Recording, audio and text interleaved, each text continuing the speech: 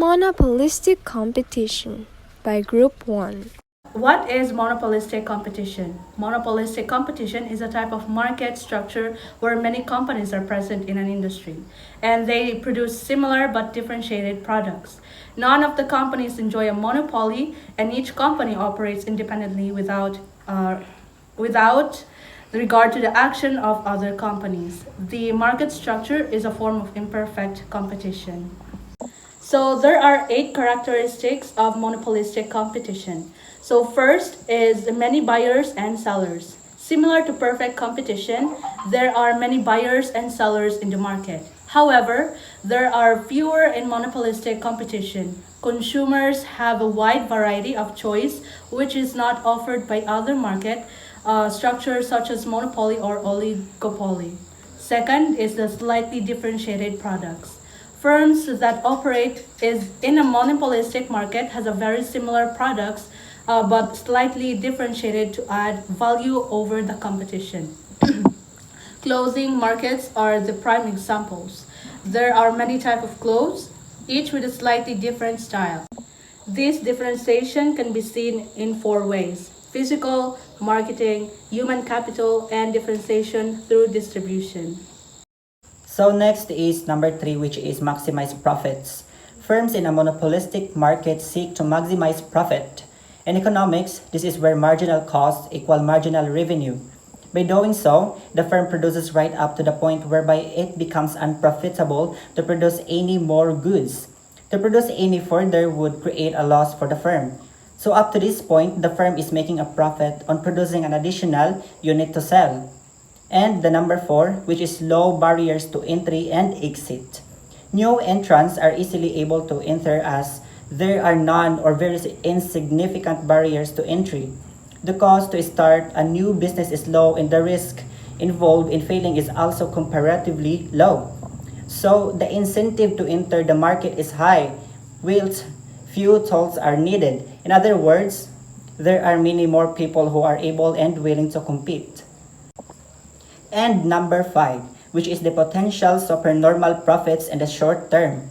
Monopolistic firms can make supernormal profits if they can benefit from a gap in the market. Looking at clothing, for example, one company may create a new design that has never been done before. If it goes down a hit with the customers, the firm benefits from high levels of demand. These lead to supernormal profits in the short term until other firms become aware.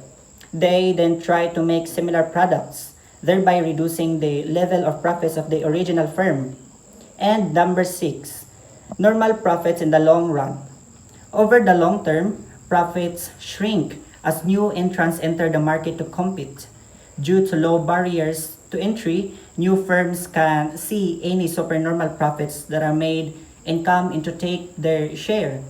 So, whilst some firms may benefit from new products in the short term, these supernormal profits are brought back down again with the introduction of competition. So next is the imperfect information. In perfect competition, the customer is able to gather information relatively easily as all products are the same. At the same time, the cost to gather information in a monopoly structure is relatively low as there is only one firm. But by contrast, in monopolistic competition, many firms offer slightly different products, which makes information gathering more time-consuming and costly. Insurance as a prime example, which is why a number of comparison sites have come into existence. Next is number 8, the non-price competition. The market offers slightly different products, so businesses compete on products or service quality. This can come through shorter wait times or more attentive employees. At the same time, firm will also compete on other non-price factors such as location, branding or advertising, and quality. So here are some examples of monopolistic competition. First is the taxis. Local taxis firms seek to differentiate themselves through factors such as pre-booking, limousine service, or through fleet or different cars. So here are some examples like Grab Driver, Uber, and MyCab. Next is the clothing markets. There are many clothing manufacturers that distinguish themselves based on the style, yet also have certain levels of market power. At the same time, it is relatively straightforward to manufacture clothes with low barriers to entry like Oxygen, Guess, Pen Shop, and other clothing brands or markets. The next one is hotels and pubs. There are thousands of hotels dotted over the country, each with a certain level of local market power. This classifies as monopolistic competition, as there are many firms, each that offer a slightly different experience. At the same time, the cost to start a small hotel is relatively low. For instance, a business owner may be able to take out a loan to purchase a property, but they could leave the market relatively easily. The example of this is Henan Resort, the Bellevue, and the Big Grand. Next one is restaurants. There are many separate restaurants, all competing on the basis on slightly differences. However, there are all competing for the same customers. For example, McDonald's and Jollibee. The next one is the hairdressing. It offers a large number of firms that use quality of service as a differentiator. Many customers will come back at the same hairdresser as they obtain trust and offer quality of service. At the same time, there are low barriers to entry, with new stores opening frequently. The examples are David Salons and Reyes Hair Cutting. Next, soap.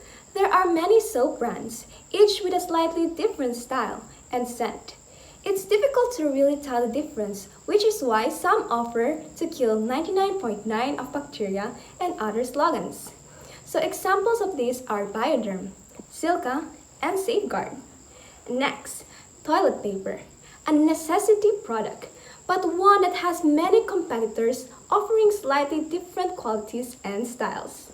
Examples, Sanicare, Femme, and Bonita toilet papers.